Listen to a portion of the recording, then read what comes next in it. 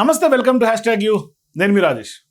So ఇప్పుడు తెలంగాణ రాష్ట్ర రాజకీయాల్లో కాళేశ్వరం అంశం సంబంధించి ఏం జరగబోతుంది అన్న ఉత్కంఠ ఇప్పుడు బీఆర్ఎస్ పార్టీలో స్పష్టంగా కనిపిస్తుంది. మరో పొలిటికల్ సర్కిల్స్లో కూడా ఏం జరగబోతుంది అనే ఒక ఆసక్తి, ఉత్కంఠ. నిజంగా కాళేశ్వరంలో ఇప్పుడు ఎప్పుడైతే పీసీ ఘోష్ యొక్క కమిషన్ యొక్క రిపోర్ట్ ప్రభుత్వానికి అందిందో ఇప్పుడు ఏం జరగబోతుంది, ప్రభుత్వం ఏం చేయబోతుంది, ఇవే రెండు ప్రశ్నలు అందరినీ తొలుస్తూ ఉన్నాయి.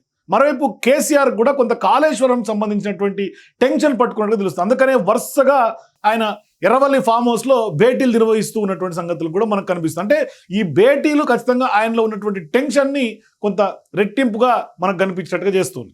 సో వాస్తవానికి ఇప్పుడు బీఆర్ఎస్ పార్టీ అధినేత, అప్పట్లో మాజీ సీఎం కేసీఆర్ ఇప్పుడు 2 రోజుల పాటు వరుసగా కీలక సమావేశాలు ఫామ్ హౌస్లో జరుగుతున్నటువంటి వ్యవహారం చూస్తూ ఉంటే స్పష్టంగా కొంత కాళేశ్వరం సంబంధించినటువంటి ఒక కలకలం బీఆర్ఎస్ పార్టీలో రేగే అవకాశాలు స్పష్టంగా ఉన్నాయి. మరి ఇప్పుడు ఆయన ఫామ్ హౌస్లో మొన్నటికి మొన్న కేటీఆర్, హరీష్ రావుతో, కొంతమంది ఇతర నేతలతో, జగదీశ్వర్ రెడ్డి ఇట్లా కొంతమంది నేతలతో భేటీ అయ్యారు. తాజాగా ఈరోజు కూడా కేటీఆర్, హరీష్ రావు, జగదీశ్వర్ రెడ్డి, ప్రశాంత్ రెడ్డి ఇట్లా కొంతమంది నాయకులతో కేటీఆర్ భేటీ అయ్యాడు.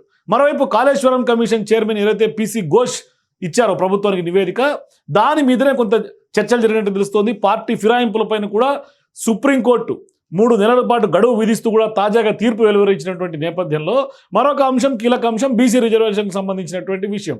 సో ఇప్పుడు ఇవన్నీ కూడా కీలక పరిణామాలు చోటు చేసుకుంటున్నటువంటి నేపథ్యంలో ఈ భేటీకి కొంత సీరియస్గా ప్రాధాన్యత సంతరించుకుంది. ముఖ్యంగా బీఆర్ఎస్ విషయంలో కాంగ్రెస్ పార్టీ ప్రభుత్వం చేస్తున్నటువంటి ప్రచారాన్ని ధీటుగా స్పందించే విషయంలోనే కొంత ఏం చేయాలన్న కార్యాచరణపైనే కొంత సీరియస్ డిస్కషన్స్ జరిగినట్టు తెలుస్తోంది.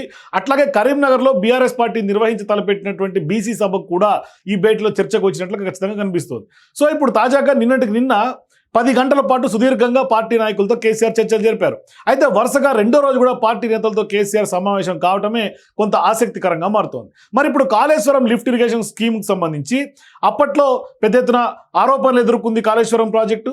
పెద్ద ఎత్తున ఈ వ్యవహారంలోనే కాంగ్రెస్ పార్టీ ప్రభుత్వం ఏర్పడిన తర్వాత జస్టిస్ చంద్రఘోష్ కమిషన్ ఏర్పరిచినటువంటి నేపథ్యంలో ఆ కమిషన్ సుదీర్ఘ విచారణ తర్వాత పెద్ద ఎత్తున అందరినీ, సాక్షులని, కేసీఆర్ని, మాజీ మంత్రుల్ని విచారణ చేసిన తర్వాత ఇప్పుడు ఆ కమిషన్ గురువారం ప్రభుత్వానికి నివేదిక సమర్పించింది. నీటిపారుదల శాఖ ముఖ్య కార్యదర్శిగా ఉన్నటువంటి రాహుల్ బొజ్జాకు దాదాపుగా 650 పేజీలకు పైగా ఉన్నటువంటి రిపోర్టు సీల్డ్ కవర్లో అందజేసింది. సో ఇప్పుడు 2024 మార్చి 14న కమిషన్ను తెలంగాణ రాష్ట్ర ప్రభుత్వం ఏర్పాటు చేసింది.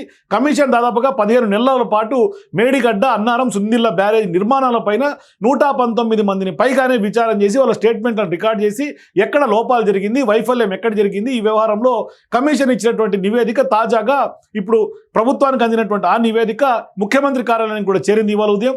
ఇప్పుడు ఆ రిపోర్టు పైన ఉన్నతాధికారులు అధ్యయనం చేస్తూ ఉన్నారు. మరోవైపు ఇప్పుడు కొద్దిసేపటి క్రితమే సీఎం రేవంత్ రెడ్డి, నీటిపారుదల శాఖ మంత్రి ఉత్తమ్ కుమార్ రెడ్డి వాళ్ళిద్దరు కూడా భేటీ అవ్వడం, ప్రభుత్వ ప్రధాన కార్యదర్శి రామకృష్ణారావు, నీటిపారుదల శాఖ ప్రిన్సిపల్ సెక్రటరీగా ఉన్నటువంటి రాహుల్ బొజ్జా, అట్లాగే కాళేశ్వరం కమిషన్ చైర్మన్గా ఉన్నటువంటి జస్టిస్ పీసీ చంద్రఘోష్లు కూడా భేటీ అయ్యే అవకాశం ఉన్నట్టుగా కనిపిస్తుంది. సో ఈ భేటీకి అత్యంత ప్రాధాన్యత సంతరించుకుంది.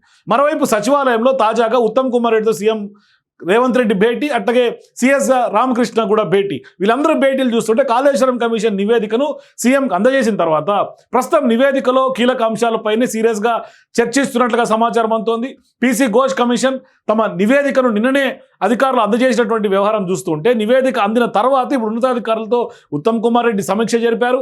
తాజాగా కొద్దిసేపటి క్రితమే నివేదికతో ఉన్నటువంటి ఆ డాక్యుమెంట్స్ అన్నింటినీ కూడా సీఎంను కూడా కలిసి ఇచ్చి ఆయనతో సమావేశం కూడా నిర్వహిస్తున్నటువంటి పరిస్థితి. సో ఇప్పుడు కాళేశ్వరం కమిషన్ ప్రభుత్వానికి మధ్య సమన్వయకర్తగా ప్రశాంత్ పాటిల్ కూడా వ్యవహరిస్తున్నటువంటి సందర్భం ఉంది.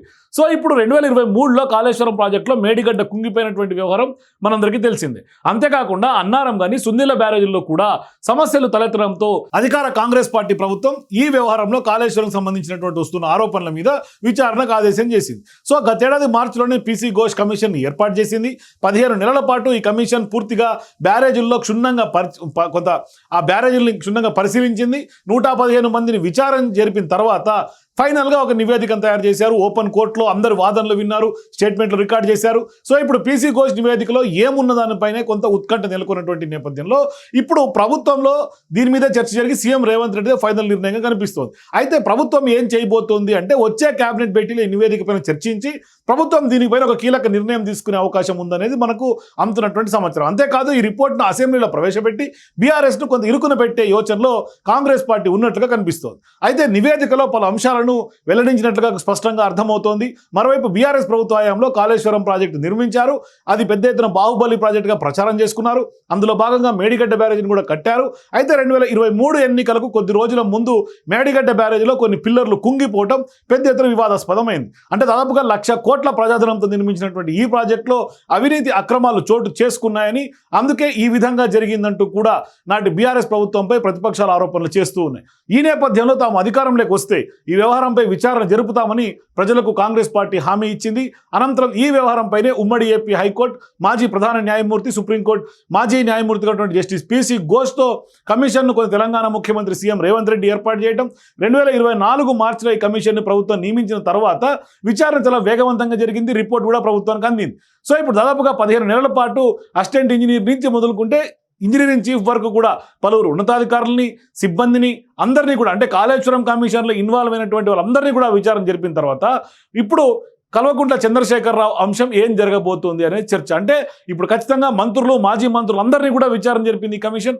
దీంతో ఇప్పుడు కమిషన్ ఇప్పటికే రిపోర్టు ప్రభుత్వానికి అందినటువంటి నేపథ్యంలో ఓవైపు కేసీఆర్ వరుసగా ఏం చేయాలనే కార్యాచరణ పైన వాళ్ళ బీఆర్ఎస్ పార్టీ ముఖ్య నాయకులు, మాజీ మంత్రులతో ఆయన భేటీ అవుతుంటే, ఇటు అధికారంలో ఉన్నటువంటి కాంగ్రెస్ పార్టీ కూడా ఆ నివేదిక సీఎంకి అందించిన తర్వాత సీఎంతో పాటుగా ఇరిగేషన్ శాఖ మంత్రి ఉత్తమ్ కుమార్ రెడ్డి, అట్లాగే ప్రధాన కార్యదర్శులు, సిఎస్ ఇట్లా భేటీ చూస్తుంటే వరుస భేటీలు ఎక్కడికి దారితీస్తాయి, అంటే ప్రభుత్వం ఏం చేయబోతోంది, మరి కేవలం క్యాబినెట్లోనే అసెంబ్లీలో చర్చ పెట్టి వదిలేస్తుందా, లేదంటే ఖచ్చితంగా ఈ నివేదికలో లోపాలను కొంత ఏం జరిగి ఉంటుంది అని కూడా నివేదికలో పూర్తిగా క్షుణ్ణంగా తెర మీదకి వస్తున్నటువంటి క్రమంలో మరి నిజంగానే బీఆర్ఎస్ హయాంలో అవినీతి జరిగిందా, లేదు అంటే కనుక ఎక్కడెక్కడ లోటుపాట్లు జరిగింది, ఎవరిని, అంటే బీఆర్ఎస్ పార్టీ నాయకులు అందరూ కూడా అధికారులను నిందిస్తూ ఉన్నారు. అధికారులేమో కేసీఆర్ వాళ్ళు బీఆర్ఎస్ పార్టీ నాయకత్వం చెప్తేనే మేము ఈ విధంగా డిజైన్లు మార్చాం, ఇక్కడ ఇట్లా చేసాం అట్లా చేసాం వాళ్ళు చెప్తున్నారు. మరి ఇప్పుడు అధికారులను బీఆర్ఎస్ పార్టీ నిందించినట్టుగా బీఆర్ఎస్ పార్టీ నాయకుల్ని తప్పుపడుతుందా నివేదిక, లేదంటే కనుక అధికారులని తప్పుపడుతుంది? మరి నివేదికలో ఏ అంశాలు ఉంటాయనే దాని మీదే ప్రధానంగా చర్యలు ఆధారపడి ఉంటుంది. ఏది చర్యలు తీసుకోవాలన్నా ఖచ్చితంగా క్యాబినెట్ నిర్ణయం తీసుకునే అవకాశం ఉంటుంది. క్యాబినెట్ నిర్ణయం తర్వాతే అసెంబ్లీలో అతిపెద్ద చర్చ జరిగే అవకాశం ఉంటుంది రానున్నటువంటి నెక్స్ట్ అసెంబ్లీలో. ఆ తర్వాతనే ఇప్పుడు సీఎం రేవంత్ రెడ్డిదే ఫైనల్ నిర్ణయం జరిగే అవకాశం ఉంటుంది. ఆ వ్యవహారంలోనే ఇప్పుడు ఏం జరగబోతున్న టెన్షన్ ఇప్పుడు కాళేశ్వరం అంశం మీద కేసీఆర్ కూడా ఉన్నటువంటి పరిస్థితి మనకు కనిపిస్తుంది. సో మీరు కూడా కేసీఆర్కు కాళేశ్వరం టెన్షన్ పట్టుకుందని, ఏం జరుగుతుందని మీకు అనిపిస్తే మీ అభిప్రాయాలు కూడా కింద కామెంట్స్ తెలియజేయండి. For more videos please watch #.